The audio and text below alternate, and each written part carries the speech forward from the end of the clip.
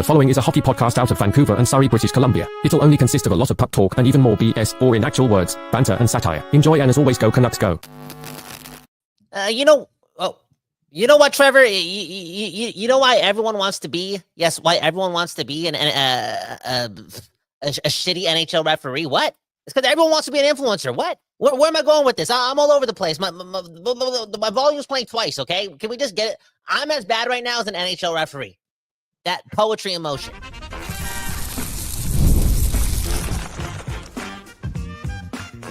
You're Locked On Canucks, your daily podcast on the Vancouver Canucks, part of the Locked On Podcast Network, your team every day.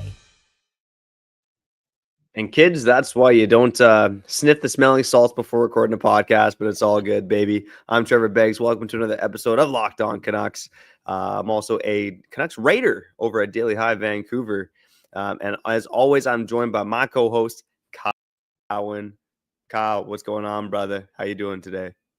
Yeah, we got glitches all over the place. Something's happening today, man. It is what it is. Again, poetry in motion. And sorry for the technical difficulties. To be honest, I don't know why I had playback coming through my ears, and I was just super confused. It knocked me off my flow state. That being said, again, it's poetry in motion. Maybe I'm as bad as an NHL referee. And Trevor, man, NHL referees are going to get replaced by robots at this rate. It's going to happen. It's going to happen. And what I meant to say off the top is this. Like, I feel like NHL refereeing has gotten so bad because nobody is growing up wanting to be an NHL referee anymore. Everyone wants to be a stay-at-home chef, right? On TikTok, right? Everyone wants to be an influencer. There's other ways to make money in the world than to be an NHL referee. Okay, you know, back in the day, like there was another way to be in the NHL. You didn't make it as a player. You make it as a referee. Now you can make it as a podcaster. Okay, nobody wants to be an NHL referee anymore. The standard is low, and the all season long, I think this has been the worst year for officiating in a very long time. And again, it's leading me to say this. I think NHL referees are going to get replaced by robots in like 12 months for real. Well, Kyle, I honestly think that the only thing worse than the Vancouver Canucks this season was NHL refereeing. And part of me wonders, and then maybe I'll throw in the conspiracy theory hat here, but there's a part of me that wonders if NHL refereeing, you know, there's a mandate from the league that, like we need more 5-on-5 play. And because like there's been power plays called at like such a low rate compared to the past, right? I mean, we were used to even 4 or 5 years ago, there being about like 4 or 5 penalties a game. On average, or 4 or 5 power plays per team, I should say, on average. Now it seems like there's 4 penalties a game. Like it's almost gone in half compared to what it was. And I don't know if it's a mandate from the league or if the referees just, you know, their brains are getting damaged out there. I'm not quite sure, but look at 2 games last night where the referees were in the spotlight, and that's not the way that it should be in the NHL playoffs. I mean, of course, you have the Florida Tampa game, and with what happened with Aaron Ekblad there and him just pull a WWE move on Brandon Hagel. And then you have Colorado and Dallas with a couple of egregious calls and non-calls. And it prompted Gabriel Landeskog to say after the game that a couple of the calls that they were preseason calls, not things that should be called an NHL playoff game. So the inconsistency right now is so bad. I mean, look, I want to compare it to another sport. I love the CFL. I think a big reason why I don't love the CFL as much is I feel like reffing has been in a far worse place. And hockey is the best goddamn game on earth. And the last thing that should happen is have it be wrecked by bad refereeing. And if it's a one-off, then that's fine. But for it to happen over and over again, like that's a problem. And again, nobody wants to like listen to people complain about referees. I feel as if like that's like the worst type of sports casting, right? Right? Again, you don't want these guys being the main characters and whatnot. But at the end of the day, especially if I'm a Tampa Bay Lightning fan, bro, Trevor, I'm just putting myself in that position. Like, what if it was a Canuck game with somebody just giving a straight elbow to the face? Like, that wasn't even an elbow. That was a UFC knockout move, right? To Quinn Hughes. Boom, bam, it doesn't get called. And it's a must-win game for Tampa Bay. The next thing you know, you're up 2-1, right? With a couple minutes left in the game. And who ties it? Who ties it for Florida? It's Ekblad. It's Ekblad. You can't make that stuff up. Like, if that's me, I'm not watching hockey. I'm pissed. I'm aggravated. There's so much on the line, and I just feel as if it's It's confusing. It's confusing me. It's dark. And you brought up the CFL. I'm bringing up the NFL too. People say the same things about the NBA, and I'm like, yo, why has officiating gotten so much worse? And Trevor, like, you think I was lying when, or just talking out of my ass when I was like, yo, I just feel as if nobody really wants to be a referee. Like, nobody wants to be the best referee ever. There's so many other jobs out here in the world now. There's so many other ways to make money. Like, I feel as if these guys just don't take their job seriously. Like, they're not locked in. They're not focused. They're not taking the Adderall before the game. I'm not saying that they should. I'm just saying that their head's not in the game. It really isn't. They're just collecting checks. It's not a passion. It's just like, it's not that important. And it's bad. It's bad news. Yeah, man, I think it's interesting you bring up the comment about no one wants to hear people complaining about referees. I mean, Kyle, that's been my mantra on the show. Even when you're popping off about the refs over the Canucks, even when we get our commenters going off about the reffing sucks so much, it's, I never want to use that as an excuse. But now we're at this point in the NHL playoffs where I'm not watching my team anymore. So it's really just about watching the game and enjoing the game. And the number one thing that takes away from you enjoying the game is shitty refereeing. And, Gabe Landeskog last night with his comments about, a couple of those being preseason calls. I mean, in that game, in a span of maybe 20 minutes, he had, basically a cross check to the head go uncalled, and he had a shove in front of the net that gets called. I mean, the consistency is just not there. And Kyle, I don't know, man. Like right now, I'm not sure if the robots can do a better job, but I think down the road, the robots maybe I'll do a better job than the referees. Maybe by 2032. Well, the robots could just lock in. Like, that's the thing. I know people don't want to hear it, but the robots, it's already coming. Okay. The third person in the world just got Neuralink. You know what that is? It's that chip that you put in your brain so that you can access like technology. It's like for people that right now they're only experimenting with like the disabled people less fortunate who can't move certain limbs in their body and whatnot and can't experience the same things as a quote unquote normal person. Boom, bam. Next thing you know, they're controlling a computer with their mind. It's already happening. Those things are already happening. People, again, these robotic technologies, you got like these Ray-Ban glasses that, lock in, boom, bam, boom. The technology's crazy. Like the sensors and whatnot are top notch, better than our eyes. And I feel as if the only way to get it right 100% of the time is going down that route. Now, with all that being said, I don't need it to be right 100% of the time. I think there's so much beauty in watching sport that has a lot more flow and also has human error once in a while. Like it creates that chaos, right? Like, what do you always say about like it being the best reality television? Boom, bam. Like you need, like, because human beings make mistakes. Like it's part of the game, but like the egregious stuff and like the inconsistencies, Trevor, and maybe you can touch on that. It just gets annoying. It gets annoying how like things get called in the first period, and then like when there's like 12 minutes left in the third period, like that same thing doesn't get called. Like I don't like that stuff. That stuff absolutely never makes sense to me, and it's just not.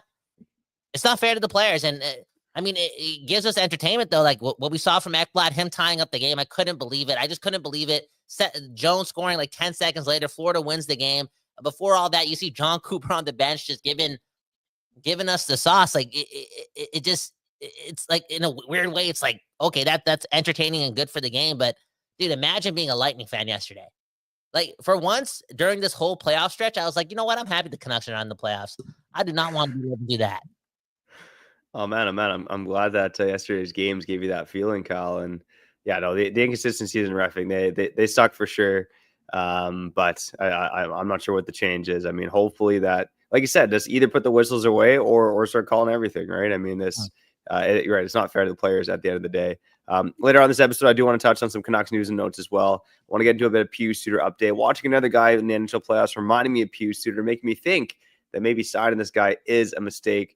Trevor, we'll talk about Leafs and Oilers as well. Okay, I'll go for it. So I got to cut you off here because you're a father. Like based on like how like shitty NHL referees are and how it's a thankless job. It really is. Would you let your kid follow their dreams to become an NHL referee? Yes.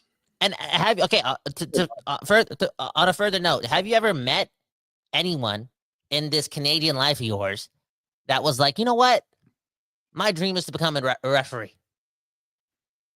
Yeah, actually, there was a guy on my ball hockey team. He was a spare for us, and his goal is to become a pro referee. Wow! Get him on the team. Get him on the show. Yeah, I will. I won't talk smack about his game. We'll try to get him on the show because Okay. his goal is to become a referee. But Okay. Kyle, on the other side, we do want to talk about Canucks news and notes, Pius Suter update, maybe a little bit of Leafs versus Oilers, Beggsy versus Bowen. But Kyle, one more take first before we cut to break. Tell me I'm wrong. The winner of Tampa and Florida, which now looks like it's going to be Florida, is going to go on to the Stanley Cup Finals. True or false? Wow. Honestly, bro, I'd be so jealous if Florida makes their third straight Stanley Cup final, matching the amount of Stanley Cup final appearances the Vancouver Canucks already have. Like, I don't want, man, you know what? I do think Florida's going to make the cup final. I told somebody that at a mixer like a couple of weeks ago, and I just feel as if, they made the Marchand trade. They went all in. They got some swagger. They're on a mission, man. They're on a mission. The winner of that series is going to the Stanley Cup final. I agree with you. Okay, nice. There we go. Well, because otherwise you're picking, I guess, unless you believe in Ottawa or Montreal to come back, or the Devils come back, you're picking Toronto, Carolina, or Washington. So, look, I actually thought Tampa Bay was going to be the team that made it out of that series and went to the Cup Finals. Clearly, I was wrong on that one, but Florida, between those two teams, I do think they are the two best teams in the East meeting up in round one. And then Dallas, of course, surprising the hockey world last night as well. Shout out to Tom Glardy. Yeah, should have owned the Vancouver Canucks, buddy. But let's talk about our least two favorite teams in the Stanley Cup playoffs. Who do we hate more? Who do we cheer for? These two teams ended up in the Stanley Cup Finals, of course. We'll get to some Canucks news and notes as well. You listen to Locked On Canucks, your Canucks every day. We'll be back on the other side after shouting at our friends over at Gametime. Man, oh man, I did miss out on the chance to get back to Ottawa, my home away from home, to watch the Sens win Game 4 against the Leafs in overtime. It's not too late, because if the Sens win tonight, they're going back to the Canadian Tire Center, baby. And who knows, maybe Game 7 in Toronto. Maybe we'll be talking about the Leafs being the most disappointing team of the 21st century. What? I'm dreaming, baby. But if I'm going to go watch that series or any other series or any sporting event or any concert, I got to get those tickets on Gametime, okay? Because Gametime is the fastest way to grab tickets. Prices actually drop as the event comes up. With the last-minute deals, you can save up to 60% the day of. Man, oh man. Other reasons why I love Gametime, okay? They got the last-minute deals, like I said. The all-in pricing, so you get the total cost up front. No surprise fees at checkout. And with Gametime ticket coverage, no one protected, whether it's cancellation protection, job loss assurance, or their 24-hour return guarantee. So take the guesswork out of buying tickets with Gametime. Download the Gametime app, create an account, and use code LOCKEDONNHL for $20 off your first purchase. Terms apply. Again, that's code LOCKEDONNHL for $20 off. Download Gametime today. Last minute tickets, lowest price, guaranteed.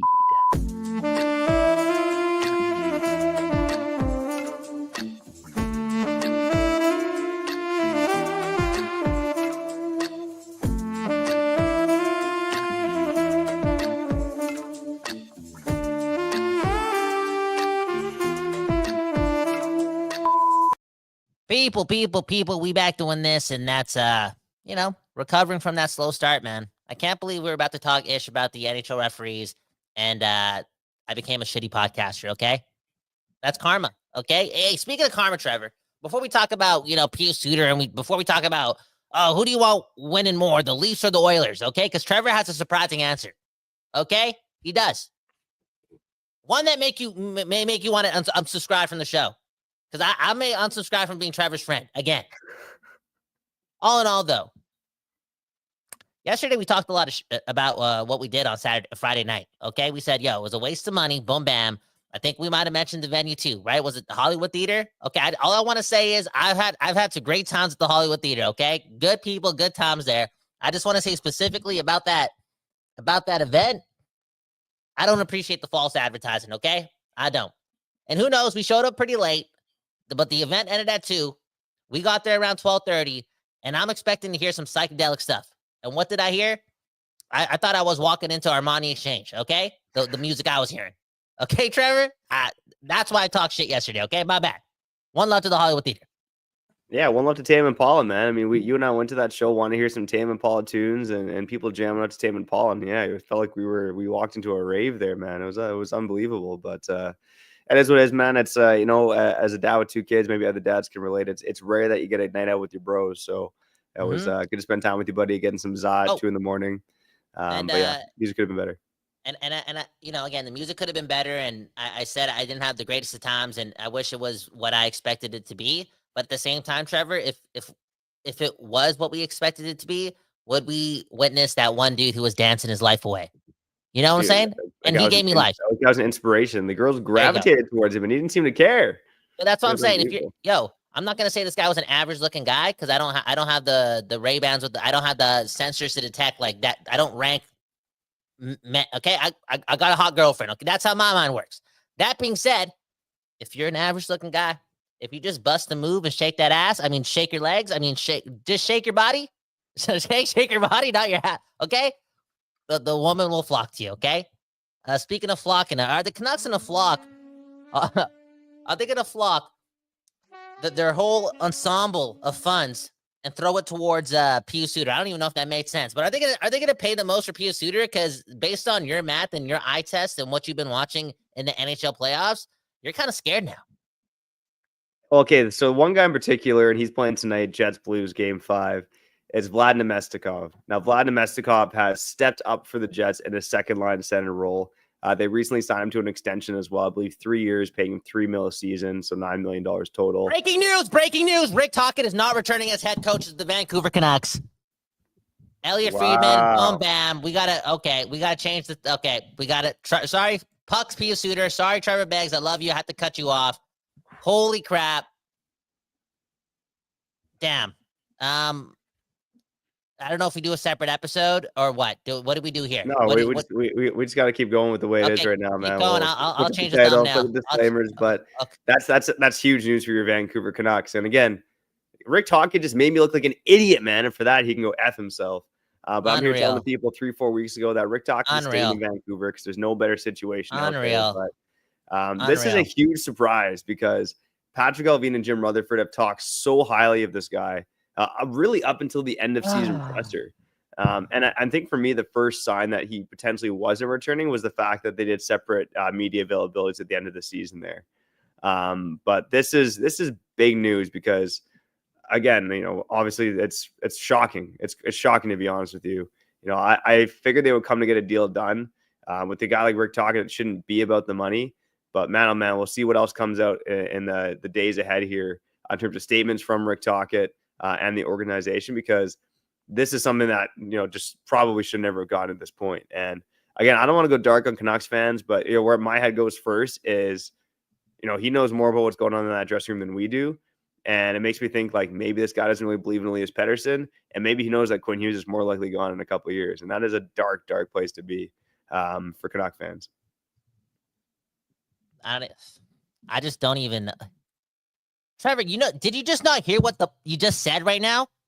That was the darkest 20 seconds of your life. Why you got to bring Quinn? Oh, now Rick Tocchet knows Quinn Hughes isn't coming back in 2 years. How about Rick Tocchet's a phony? How about Rick Tocchet lied to us? How about Rick Tocchet saying one thing last year and doing another thing this year because all the injuries? Dude, all the injuries. You know what I'm saying? And this guy's given up after one bad season. And you're going to bring up this whole Quinn Hughes thing, man. Rick Tocchet he's disappointed me, Trevor. He's disappointed me. I'm really mad at him. I'm really mad at him, bro. I'm really mad at him right now. Go ahead. I'm just gonna make another thumbnail. You keep rambling for the people and read some comments because right now I am just I'm so disappointed in Rick Tocchet, man. Like how do you do that, man? How do you do that to the city? We gave you a chance. We brought you back from TNT. You were one of the worst head coaches, before we hired you. For real. Look at your record before. And one bad season, that's it. Get out of here, man. Have fun coaching freaking who was it? Ville Lano in Philadelphia. Ville Lano, that's a throwback. And look, I mean, we should have seen this moment coming, right? I mean, we talked about it last week ad nauseum, right? And I think it's why we decided to go in a different direction today, is because it feels like we've talked about it every day with the Mike Sullivan news yesterday. With last week with Tocchet potentially one of the Rangers being in those rumors, and we're tying David Carl to the Canucks. Talk about Matty Malhotra. I'm out there on Daily Hive writing about potential replacements for Rick Tocchet. So it has felt like for probably the last 4 to 5 days that he wasn't returning to the Vancouver Canucks. I mean, aside from just the end of season pressure stuff, it was also the fact that, it's, I lost my train of thought there, man. I'm just, no, you're sad. Trevor, you're allowed to get mad, bro. Am I the only one that's not mad at Rick Tocchet? Like, last year, it's cool to be a Canuck again. And this season, I know it goes to hell. That's your responsibility too. How about you take some accountability? And it's like, there's so many injuries on this team. Now, again, I'll give him the benefit of the doubt and say, I know there's a lot of noise and drama with this team. Rutherford and Alvin, again, this is another L for them, right? This is another L for them because now they got to reset the culture. They got to reset the language, the lingo in the team. They do. Oh, the defense is so good. Adam Foote's gone, right? Most likely, unless he's the head coach, which I wouldn't be surprised with also. But there's just so much, all this stuff. And I'm like, all the drama, all that stuff. Rick Tocchet, every player got hurt on this season. Every player got hurt. Every player was injured. You even talk about the whole JT Miller and Pettersson thing. Miller was hurt in the offseason. I mean, the preseason or in training camp. Like, it was just a disastrous season when it came to health. And like, you're giving up right now. You're leaving us. I don't like that, man. I'm sorry, Trevor. A part of me is like, I'm glad he's gone. Because, I want people to buy in, be what you're about, do it for the city. And I feel like he just ditched us after one season. Like, get out of here, man. Unreal. Yeah, and again, the hints have been there for a while with the postseason pressure. I mean, the fact there was no contract mid to late last week, comments with the practice facility, even the way he gassed up JT Miller to me at the end of season presser felt like, he wasn't happy with the way things played out. And look, we talked about it, right? Rick Tocchet's got to wear, a portion of the situation with JT Miller and Elias Pettersson for ending up the way it did. And, man, oh man, I'd be fascinated still to learn what happened behind the scenes there and Rick Tocchet's involvement. Because Kyle, you and I heard some things too that maybe him and JT Miller were going at it a bit at one point. But again, based on what Rick Tocchet said about JT Miller, it seemed like that was not the case. But yeah, I mean, look, Kyle, you mentioned the injuries and all that stuff too. Dude, but this guy, again, there's gonna be a portion of the fan base that is very happy that Rick Tocchet's gone. Kyle, I'll agree with you to the point where if Rick Tocchet doesn't want to be here, move the F on. But this is an L for Patrick Alvin and Jim Rutherford, like you mentioned, to have to restart when they thought they'd found their guy for the long term. That being said, it's a crazy stat from today that I heard. Rick Tocchet was the 8th longest tenured head coach in the NHL prior to today's announcement. So there is a short shelf life on these guys. But now, again, Travis Green gone in 2021. You have Bruce Boudreau, Rick Tocchet. This is the 4th calendar year. Is my math right on that? Or the 4th time in 4 or 5 years that the Canucks are looking for a new head coach, which is not a good thing for this organization who has, again, missed the playoffs in 8 of the last 10 years as well. So, again, Rick Tocchet, I don't think he's the perfect coach, but I thought he did a damn good job based on what we saw this season. But if he really doesn't want to be here and thinks there's better opportunities elsewhere with the other shitty teams who are like Boston's going through a rebuild, New York's looks dysfunctional, there's not a clear-cut better situation for Rick Tocchet. So it really must have been just that he didn't want to be at the Vancouver Canucks. And if that's the case, get out of our city. Trevor, can you do me a favor, man? Can you hold the fort down for the next 10 minutes? I know you have to go to work, but I need to roll some. I need to, you know what I need to do. Okay. And then I'm going to leave. I'm going to step outside. And then when you're done talking, I'm going to read the comments and be with the people for the next like 30 to 40 minutes. If you're just tuning in, Rick Tocchet gone as head coach of the Vancouver Canucks, his decision. And I'm mad. I'm emotional. And I also want to find solutions too. Like one of our commenters is like, yo, just don't get mad. Let's find some solutions. Let's talk about it because this is a monumental day for the Canucks. I'm not going to front. Trevor brought it up too, the whole Quinn Hughes thing. Like, where does that take us from here? And I joked about this. I didn't joke about this. I meant Deepak Roberts III joked about this last week. If Pettersson can't bench 2 plates by the time summer begins and Rick Tocchet is not here, do not be surprised if the Canucks sell this season. And that means trade Quinn this summer. And that means trade Quinn Hughes this summer. Okay. So I want to talk about all that. Trevor, read your ad break. I'm going to go roll something up. Okay. I gotta be honest with the people. I just can't even do this right now. Okay. Okay. All right, Trevor, I'll be back in 10 minutes to read your comments. Trevor, I love you and I hate you at the same time. Kyle Bowen smoking that West Coast bias. Yeah, for just joining us. Rick Tocchet will not be returning to the Vancouver Canucks. Huge news here in Vancouver. Where does his team go next? And who are some of the candidates to take over his job? We'll circle back to that on the other side. Get a couple comments as well we do got to stop for an ad break here. You listen to Locked On Canucks, your Canucks every damn day. The Rick Tocchet Canucks, might I add. And we'll be back on the other side after shouting at our friends over at FanDuel. Man, oh man, did FanDuel have a bet on this? No, you can't place bets on Rick Tocchet, man. There's too much bad voodoo there. But man, oh man, if you're placing bets on sports, whether it's NHL, NBA, whatever it is, make sure you place those bets on FanDuel. Because right now, when you join FanDuel and place your first $5 bet, you'll get $250 in bonus bets if your bet wins. And man, there's lots of platforms out there, but when you look at FanDuel, it's one of the easiest apps to use. It's so easy, even an aging dad like me can use it, okay? And when I'm looking at the bets for tonight, come on, man. You know I'm placing a few bucks on my Ottawa Senators to extend their series against the Toronto Maple Leafs, man. I'm not saying you should bet with your heart over your head, but sometimes it works out, man. So if you're betting on sports, whatever it is, make sure you use FanDuel. Don't miss out. Head to FanDuel.com and claim your $250 in bonus bets today.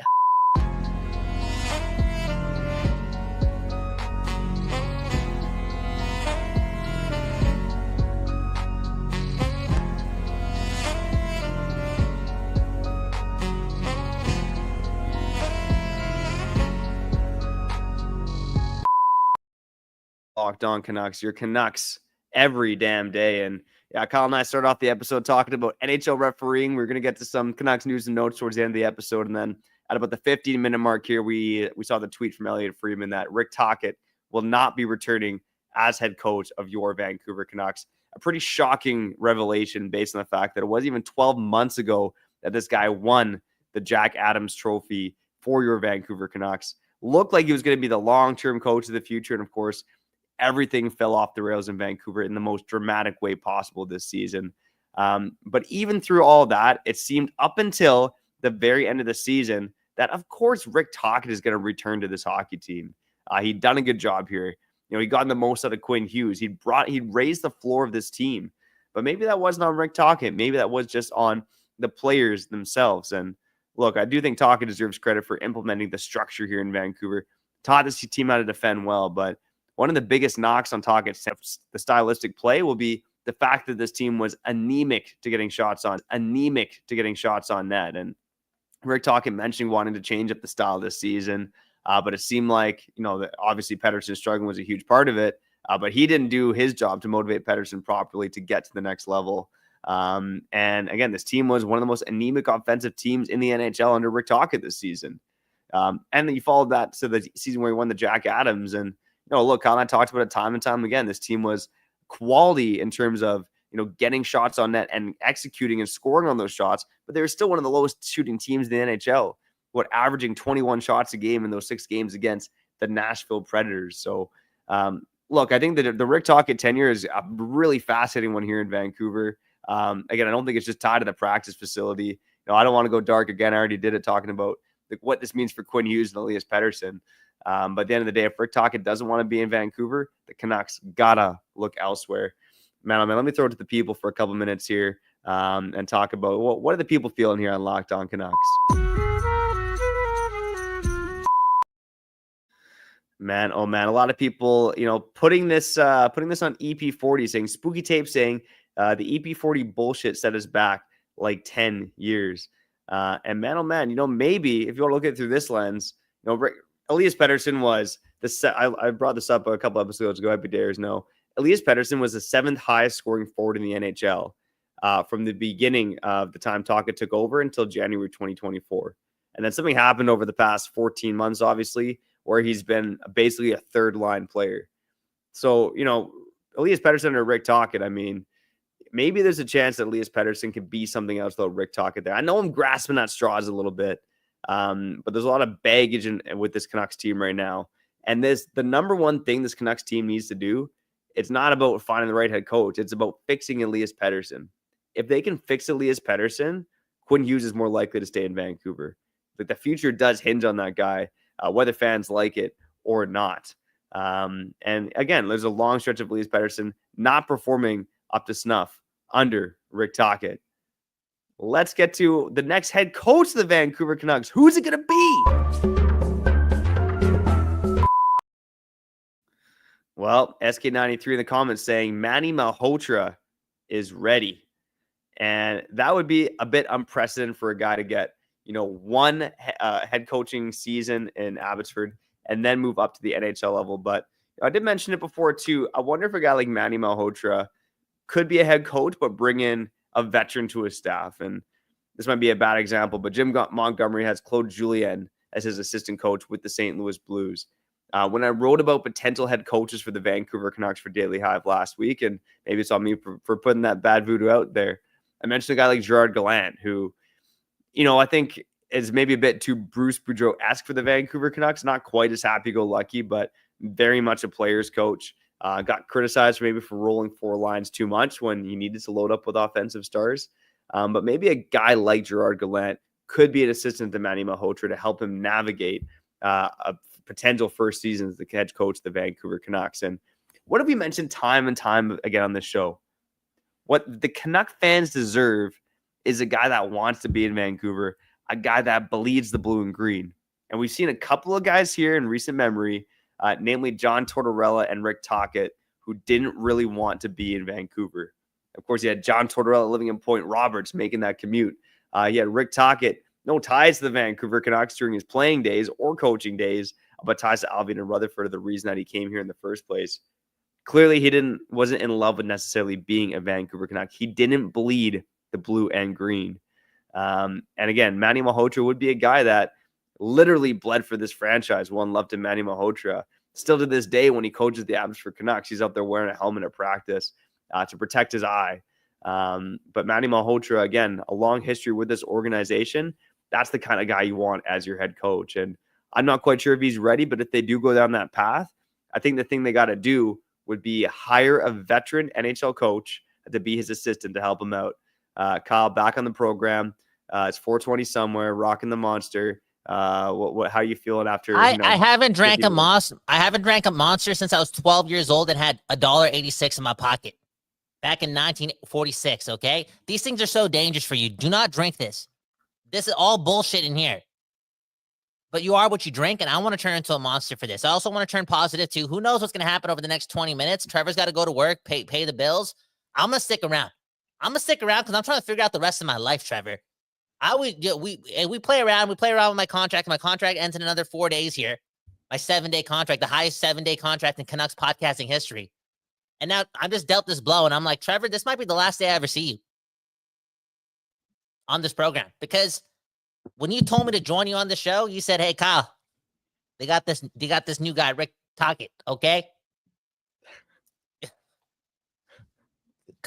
Trust me on this one. I was like, who's Rick Tocchet? You're like, yo, this guy's one of the best. I said, okay, Trevor. And look at us now, Trevor. I'm more bald, you're more bald, and my balls have shrunk. So I don't know. It's like this crazy, man. My life. Where am I going with this? The comments, okay? Trevor, if you have to go say bye to the people, let's get to it. Yeah, I got 4 to 5 minutes. I'm gonna stick around for a little bit here. Again, pretty big news today. Rick Tocchet not returning to the Vancouver Canucks. Kyle, I did read one comment with one guy blaming Elias Pettersson for all the issues with the Vancouver Canucks, including Rick Tocchet leaving. I read another comment as well about Manny Malhotra, who was on my list of potential candidates to replace the Vancouver Canucks. I'll let you tackle either one of those. Is this Elias Pettersson's fault, or is Manny Malhotra the right candidate for the Vancouver Canucks? Man, oh man, are you okay, buddy? That's how happens. You have one sip of Monster, apparently. It just almost collapsed. Okay, blaming Pettersson. No, it's a team thing, bro. Again, I don't know if this Monster Energy drink turned me into actually Deepak Chopra, because I was ready to go on an Elias Pettersson as well. But it's a team thing, and I say that mainly because, like, look at Albion and Rutherford all season long. Like, if there's less noise, there's a bigger chance that Tocchet sticks around. Like, the noise has something to do with it. The Tom Willander stuff has something to do with it. The constant comments, the Jack Hughes, the Luke Hughes thing, that stuff has something to do with it, because you don't want to be working in an annoying environment. Okay? Like, you want to be working in a tight professional environment, and you can make the argument that Albion and Rutherford weren't really that all season long, and it felt as if they weren't team first. I mean, we had that comment back last week saying like they held Tocchet out to dry, and I was like, what did they mean by that? Like, they spent to the cap, they did their thing. Even when they traded Miller, they brought Marcus Pettersson in. Like, they tried helping him out, but I feel as if he was alluding to, like, the amount of noise management was bringing into that locker room outside of the Miller and Pettersson thing, it's like the leaders wouldn't even shut up about this team. So yeah, I can't really blame Elias Pettersson. Like, obviously winning fixes everything, and if he was a better player, there'd be less noise and boom bam. But Pettersson could have sucked all at the same time, while Rutherford and Alvin just kept things more professional. To me. Yeah. I mean, it's been such a bizarre situation over the past week or so, right? I think, Kyle, I've said it before. I was pretty convinced Rick Tocchet was coming back, and me too. Yeah, with everything that's played over the past week with negotiations, them not sitting together publicly. Again, these are all pretty telling signs. Yeah, in terms of the professionalism of it, I'm not sure if that was a huge issue. But to me, it does tie back to ownership as well. Like, and again, we're speculating here, but was there an internal cap on what the Canucks potentially wanted to pay a head coach? Much like there is, a cap on the practice facility. And I have someone make the comment recently as well too that the Francesco Aquilini, that family, is worth $3.3 billion as of 2024. But Francesco Aquilini is going through a divorce where he's going to have to pay up like $650 million in assets out the door. So that's a chunk of the empire as well, going to someone who's not a member of the family. So again, no sympathy for billionaires, but I do wonder if that plays into the decision of, the no practice facility and, maybe the internal cap on head coaches as well. So again, speculating because this team has spent to the cap over the years, but they have acted in more ways than one, like an organization that's been penny pinching at times, like they did in COVID. One of the only teams in the league with some of the worst ice, no dehumidifier. Like, there's lots of reasons here where the Canucks could step it up and spend more money like they did in the Mike Gillis era, and they just haven't over the past handful of years. Yeah, Trevor, you're the financial advisor, and I want you to keep your job. So I'm not going to kick you out of this podcast because, like, I don't want. You're saying a lot of things about a man with a lot of power, with a lot of money, and you're speculating. Boom, bam, Trevor. I got to protect your family, okay? So, Trevor, put your hard hat on, put your seal toes on, and get back to work, okay? Because you're scaring me right now. You've said some of the darkest things I've ever heard you say. That was one of them because you're about to risk your life for the Vancouver Canucks, and that Quinn Hughes comment from 20 minutes ago, you shook my world because you never say stuff like that. You never say, you hippy dippy mother. That's why I love you. But Trevor, man, you are. I hate you, man. That's all I got to say. Let that be the last words I tell you, brother. Because look at what you did to me, bro. Look at this, man. Oh, just fading away, man. Well, I love you, and I love the people of Locked On Canucks. And hey, through the good times or the bad, we're gonna be here for you on Locked On Canucks. But you're in good hands with Kyle Hayter. Now he just has one sip of Monster. So I'll head out. I'll tune in later. Peace. Yeah, I did have one sip of Monster, and again, I don't even want to show that on the TV screen because I've read the ingredients, and I can't even read the ingredients. That's when you know there's no broccoli in here. There's no good stuff in here, okay? But I need energy, man. I need energy. I need to survive this, man. As you can tell, I've been super honest with you guys. I've been up at, like, I got a lot of stuff going on, okay? We're writing a children's book over here. There's a lot of work to be done, and the Canucks have been stressing me out. I've been losing more hair, boom, bam. Now I'm drinking Monster, just losing years off my life because I'm following this team, and there's no entertainment or more entertainment in saying that, yeah, this season like took years off my life or felt like it was multiple seasons wrapped into one. Okay, there's a lot of truth in that statement. Like, feel that. Look at the stats. Look at the timeline. Okay, look at the chapters. How come there was like 67 chapters in one season of Canucks hockey? And it's because there was just so much bullshit. There was just no hockey talk, okay? After one season of making the playoffs and making us fall in love with the game again, there we were not talking about, Kiefer Sherwood's third shift in the second period in a game in March because hockey matters. Hockey matters. This ain't supposed to be a soap opera. There ain't supposed to be this much losing and this much bullshit, but there was. Once again, it kind of ends on this note. And, I really thought that after all the noise and even the Tom Willander stuff that kind of capped it off, right? I thought it was going to end with a win, and that's keeping Rick Tocchet, just keeping some stability.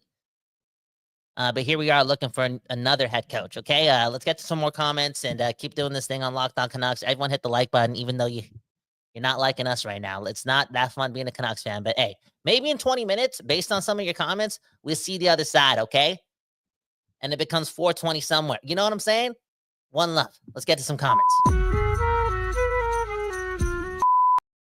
Okay, this one comes from Matt B. It's a super chat, okay? $50. And you know where this $50 is going. When it gets paid out, One love to Vancouver, man. One love to the Filipino people. Straight up, one love to your neighborhood. Sending positive energy, healing energy, and just one love. Okay, one love to the neighborhood. Matt B is saying, doesn't losing Tocchet all mean almost certainly we will lose Quinn Hughes next year?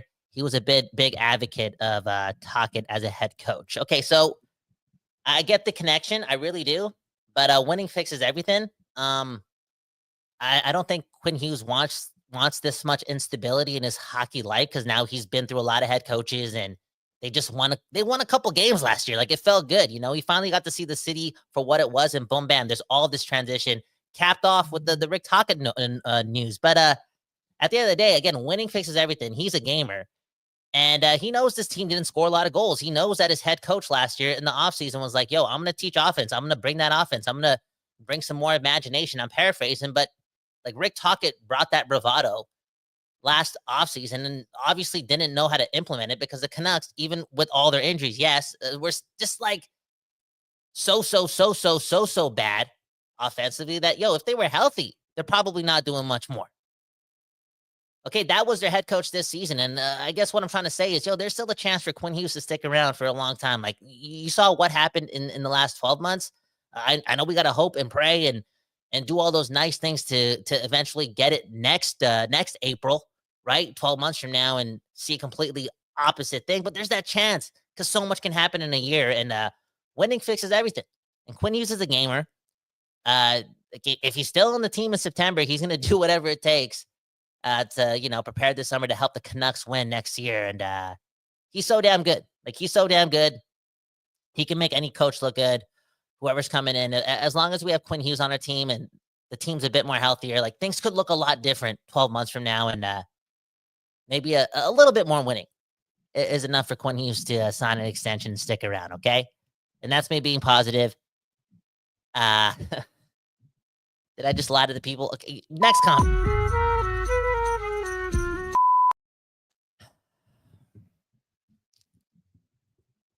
Hangia saying Hughes will go to New Jersey, sadly. Okay, so let's do it. Let's talk about the other side of the truth, because what do I know? I'm just a guy with the microphone here at the Don't Doze Art Lab, okay? And being a Canucks fan is dark, okay? Let's say this team's not convinced that Pettersson took the next step in his evolution before July 1st of 2025. Yeah, that's in a couple of months, okay? Let's say they get a report card back and he didn't turn Super Saiyan 3, okay? Or Super Saiyan 2 before Trunks. Like, he didn't take the next, before Cell, I'm sorry. I don't want to piss off the DBZ people. I don't want to get, okay, let me continue. Let's just say Pettersson isn't where they want him at or hope that he's at come June 30th, July 1st, that time, okay? In a couple of months. They got to make a decision there and then. They do. To rebuild or not. My heart says that because this team has not focused on asset management. They haven't ever. And now your number one center, after trial and after trial after trial and after all the BS, still doesn't get it. You know, next year's not going to guarantee success. And then you have Quinn Hughes, who you just leaked out to everyone. You know, this guy wants to play with his brothers. He got 2 years left on his contract. You know that this summer is the summer where his trade value, to me, it's like 5 times more. And that's crazy to say because he's like 98 overall. Generational player. So damn good. But business is business, right? Business is business. Just like the Canucks want 12 months to convince Quinn Hughes that, yo, we're good enough for the long run, sign an extension. Right? Next summer, just like we want to do that. Other teams want that 12-month grace period before they have to ship him off to New Jersey too, okay? Like, that means a lot. What I'm ultimately trying to say is, yo, next summer, when it's clear, again, you made it clear that he wants to play with his brothers, the league is going to feel like you're trading for a UFA, right? You're going to trade for him, you're going to have him for 1 year, and then he's going to walk for nothing because he's destined to go to New Jersey. That trade value just diminishes like crazy. Like crazy. It's like a one team no trade clause. Like, it just, like, the leverage, yeah. It's different. It's different. And don't get me wrong, we're still going to get a lot for Quinn Hughes next summer, right? Next summer. If that's the case, we're still getting a lot from New Jersey. We are, okay? But I feel as if we can get a lot more, like 2 times more. That sounds like crazy stuff, but Quinn Hughes is that good. If that trade happens this summer. Now that's dark. That's dark. That's why, again, don't drink Monster. They say there's some ginseng in there. That's a gin wrong. That's some BS, right? There might be some gin in there, some dark stuff. But all options are open because the Canucks just are doing it again. They're in search of another head coach. You know, next comment. Can we talk more about Rick Tocchet before we talk about Quinn Hughes? Because like y'all are I'm gonna delete the channel, dude. Hangia bringing up another one. Is it Hangia or Hangia? I don't know. I started reading like 6 years ago. Hangia is saying Adam Foote will leave and go with Rick Tocchet. Yo, I don't know about that. Because there could be a big chance here. And there's a lot of Manny Malhotra talk, but Manny seems like a humble guy too, who took the long run, okay? Or the long road a lot of times in his career after being like a top prospect. I don't think he's going to get pissed off if the Canucks don't hire him this summer to replace Rick Tocchet.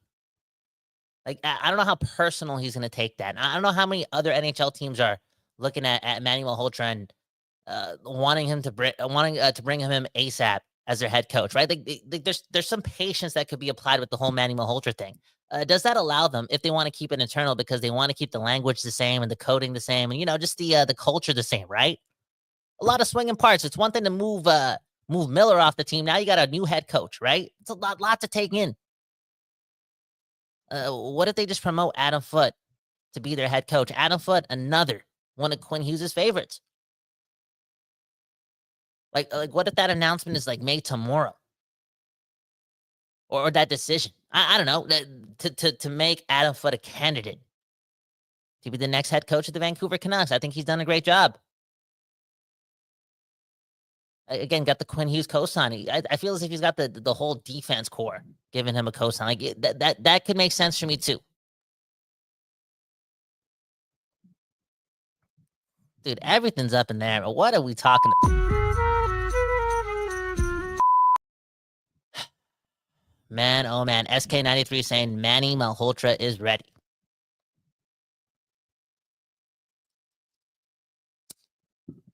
Dude, I was ready to get married sooner than I actually believed I would get married because I thought the Canucks were actually going to do it. Okay, last April. I'm thinking, damn, there's a chance for this core to actually get it done, which means like in the next 5 years I could win a Stanley Cup. And I've always told myself I don't want to get married until the Canucks win a cup. I'm not signing myself up for that. Oh, Kyle, it's not that deep. It's not that deep. I have a vision and I have a dream. Now, when the Canucks win the Stanley Cup, I take a week off work, and I'm just living. I'm floating. I'm flying. Okay? I'm telling you, like, I just want to play video game. Like, I'll play NHL 2011 for hours and hours and hours while waiting for the parade or just waiting for any type of festivity to go on to still celebrate what just happened. And while I play that video game, I'm just winning the Stanley Cup every 20 minutes. I'm just feeling myself. Like, I just want to be alone in that. I don't want anyone to bother me, okay? I know my girl would get annoyed at that. And nothing is more annoying than an annoying girl. Okay. No. What I meant to say is this, okay? I can't. We're talking about Manny Malhotra being the head coach of the Vancouver Canucks in 2025. And in 2023, the spring of 2024, what am I saying? Yo, we're one game away from beating the Oilers, from imploding them, right? Like, what if the Canucks beat the Oilers in Game 6? Does Draisaitl sign an 8-year deal, right? Like, what if the Oilers lose to the Canucks, right? And they double down on keeping Draisaitl, even though they haven't extended him. He's the UFA, Mr. UFA, or whatever. Like 1 year, like with the Quinn Hughes scenario, all that stuff, right? What if they're stressing about that? They're also stressing about McDavid possibly leaving down the road because boom, bam, the Kings eliminate them in round 1. You just lost to the Canucks. You lost to the Kings. Like, they could be ended. The roles could be reversed. I'm not an evil guy, but I'm a petty guy. I'm not a petty guy. I'm a sports fan. Okay. That's what I was dreaming about last April. And now I'm thinking, like, this summer, We're going to hire Manny Malhotra as a head coach. What? Yo, come on. Man, oh man. And K Kato saying, just tank, yo. Unreal, dude. Unreal. This is like, again, 20 years. It might be another 20 years till we win a cup. That's not fair, dude. I don't know. What's going on? I'm about to cry, dude. I'm taking the day off. I don't know. I'm going for a walk today. Dude, what is happening with the Vancouver Canucks? Rick Tocchet, no longer the head coach. Rick Tocchet said this, 25 minutes ago? Kind of giving up on the Canucks. Not kind of doing it, giving up. I'm sorry. He could beat me up. He could headlock me, choke me out, but I'm just disappointed. I'm disappointed because I hate early on in the tenure of things when you're representing the Vancouver Canucks. I hate when it feels more like a business than a team. Like, I hate going back 12 months ago and hearing what Rick Tocchet said to the people after taking the Oilers to Game 7 or Round 2, a successful season, right? Your first time in the playoffs in a long time. You win a round. Again, you get to Game 7 or Round 2. For the Canucks, look at the history books. That's something. That's something. They started something. And again, Rick Tocchet's comments about the Canucks being cool, and 12 months later, after a season of bullshit and injury after injury after injury and bullshit and drama and stupidity and even more injuries, like, you're just like, nah, I'll find something else. I'll find something else. I get it. It's your life. I get it. It is your life, and business is business. But again, you're the head coach of the Canucks, or we're a head coach of the Canucks. You're also the head coach of Vancouver. I always say that too, man. You representing not just the team, you're representing the city. So when you make statements like you made last year and made the city and its neighbors feel good, like, be about it. Double down on the city. Believe. Oh, Quinn Hughes might leave in 2 years. Oh no. I got to look out for myself. Look out for the city. Try to make it happen in 12 months. Before the 2 years thing, like, impress him. You're his favorite head coach. So what if you do a great job this summer, the Canucks kill it, this guy's probably going to extend. Like, face the challenge. Face the challenge. But look at what he did. Again, did a lot for the team this year. Rutherford, Alvin gave him a lot of credit. Boom, bam. I thought he did a good job this year, and that's great. Congratulations on the moment. But, bro, there was so much left here, and it felt like you wanted to get the job done. And I was fooled, man. Maybe that's why you can work for TNT. You're just good. You're good at it, man. You're good. Hey, man, I'm just saying. That's a ramble, man. Again, I hate when it's about the business. It's a team. The best teams make the best business. Y'all got to read some Deepak Chopra. I keep saying that. Francesco Aquilini. Write that down on your whiteboard. Don't tell your assistant to write it down. You write it down, okay? The best teams make the best business.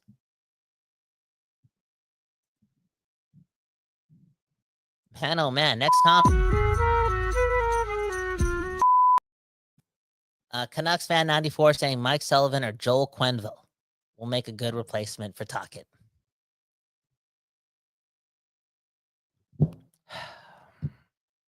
If they bring in Joel Quenneville, I just got to say it, okay? And I said this months ago, okay? It doesn't get messier than this. That's how bad this season of Canucks hockey is. This is one of the darkest eras of Vancouver Canucks hockey, okay? With or without that hiring.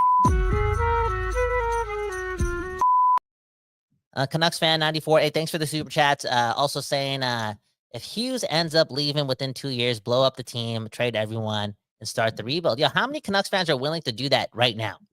I know last year was last year. We keep talking about last year, but look at the last 10 years. I'm not a data analyst, but yo, the data does matter. What did Jay-Z say? Numbers don't lie. Check the scoreboard.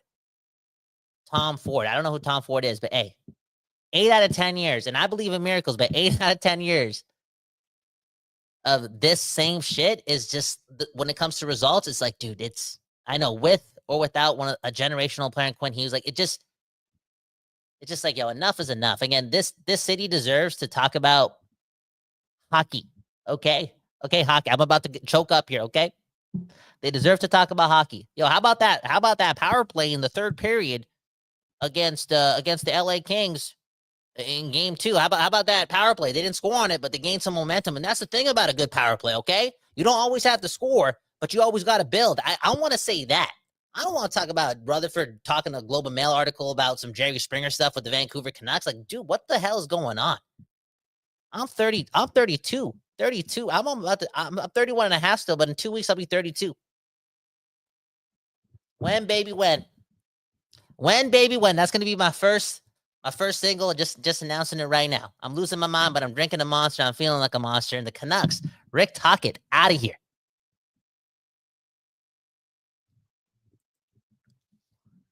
So you gotta let me vent, okay?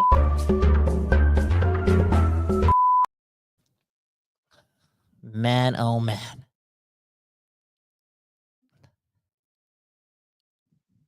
Ricky saying, was Tocchet really worth being the highest paid coach in the league? No. No. Hey, Rick Tocchet, if you signed the most expensive deal in NHL coaching history with the Vancouver Canucks, I wouldn't be saying that. But no, you ain't worth that. You ain't worth that. Not even in Canadian dollars, you ain't worth that. People, man, you just gave up. Gave up. Oh, I bet you wouldn't say that to Rick Tocchet's face. Dude, I wouldn't, because he would choke me out, but I'm just saying. He gave up. You got to look at the timeline. I know it was a taxing year, but you don't make the statement you make last year and then abandon ship 12 months later. That's crazy. That's not that. Yo, that's crazy to me, bro. Okay. Next comment. Okay, that dude saying Kyle turns on everyone that leaves the team but glazes garbage players. I'm going to read that comment again. What did that say? That dude says Kyle turns on everyone that leaves the team but glazes garbage players. You know why I turn on everyone that leaves the team? Because, bro, dude, this is the Vancouver Canucks, not the Canucks, okay? Or the NHL Canucks. It's the Vancouver Canucks. If you ain't if you're not repping the city anymore, and I'm an NHL fan, I'm not gonna be a fan of you. Come on, man. Come on, dude. It's the Vancouver Canucks.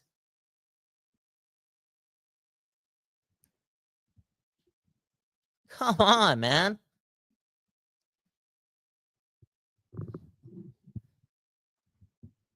Do you think Rick Tocchet was here for 3 years? You think I'm gonna care about Rick Tocchet anymore moving forward? I'm sorry.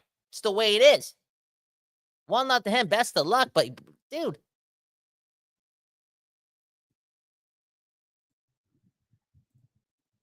Come on, man. Next comment. That dude also saying Kyle tried to say Miller never did ish for the team while Pettersson slept through the playoffs this season. Okay. You know why I say, you know why it was easy also for me to like just move off of Miller when it came to my fandom, even though he was one of my favorite players, is because like in essence, again, with him being so great for years and years and years, the Canucks never won, albeit one season. So it's kind of easy to just like leave attachments to parts of this team in this era, whether they be, individually skilled or talented or executed. Because, like, again, the team, the Vancouver Canucks, never had success. They never did. I guess that dude is also trying to say this. Am I a bigger Pettersson fan than a JT Miller fan? Am I a bigger Pettersson fan than a Rick Tocchet fan? Of course. Because why? Because Pettersson's still on the team. You know what I'm saying? Pettersson's still on the team. And I hope, and I've been cracking jokes, right? This guy better be able to bench two plates before July 1st. Hey, you don't got to completely blame me. You could blame Rutherford and Alvin too. Because boot camp is in session, and it's public knowledge. Public knowledge. It's emotional times, okay? It is what it is. As always, go Canucks, go. Next comment. Roland saying, let's not blame Tocchet. He was missing a lot of players. Oh, no. This is what Roland's saying. Okay, let's not blame Tocchet. But when... Oh, no. Never mind. I'm reading a lot of things. I thought you made a little sarcastic joke there, but he didn't. Okay, let's not blame Tocchet. A lot of injuries. At points, he was missing Miller. Again, he was missing Pettersson a lot. Pius Suter's number one center. Hedl was not there for a long stretch of games.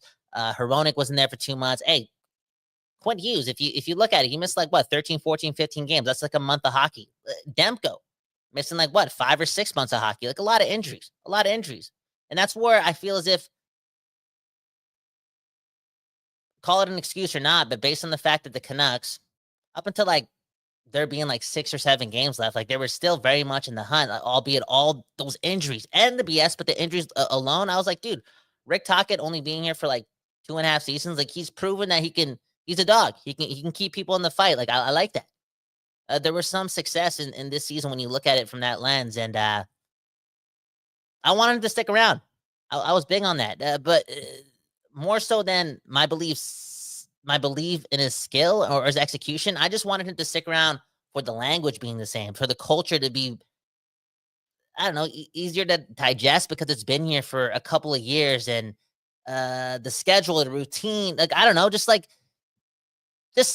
less overhaul. But here we are again. You took Miller out, now you're taking Tocchet out. Dude, there's a whole new system.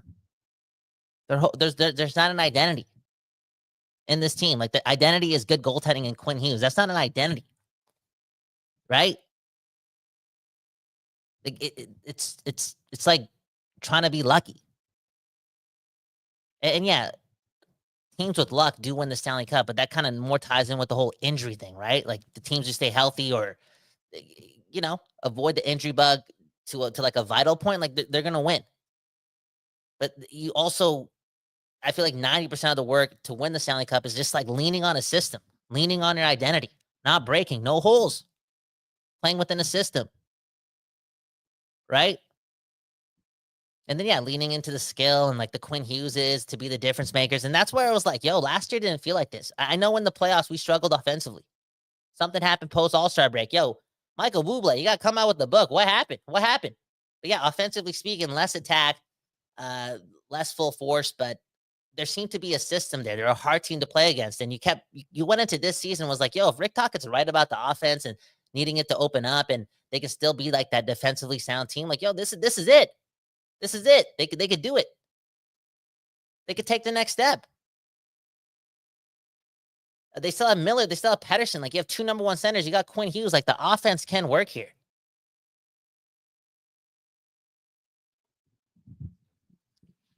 And it didn't. And again, we got injured a lot this year, and that's probably a big reason why it didn't. But you also got to look at what happened last All-Star break and in the playoffs. Tocchet and coaching offense is just not a thing. And no offense, I'm not going to miss Rick Tocchet. Guy was around for 2.5 years. It is what it is. I'm over it already, yo. I'm over it. Okay? Who knows? Who knows what's going to happen in the future? All we know, it's got to get better than this. We haven't had a cup in 50,000 straight years.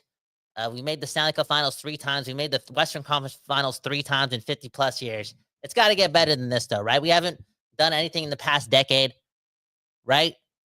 It was cool to be a Canucks fan last year. Rick Tocchet said it. Now Rick Tocchet's leaving us.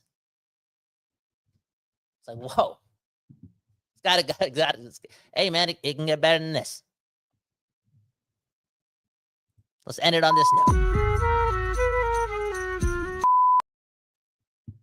Ricky, man, saying I'm optimistic about a coaching change. Thank you, man. Can everyone go to Ricky's YouTube channel, just subscribe? I don't know if he makes any videos, but just show him the love, okay? Because this is the spirit we need. And yeah, okay. It's I'm at a loss for words. I need a hug from my girlfriend. Okay, my name's Kyle Bowen. One love to the Don't Doze Art Lab. One love to the Locked On Podcast Network. This episode started off as a joke with the NHL officiating thing and a horrible cold open, and it's ending on this, man, on a hot take, and that's it's got to get better than this, Canucks fans. Never forget this moment. I love y'all. Peace and love.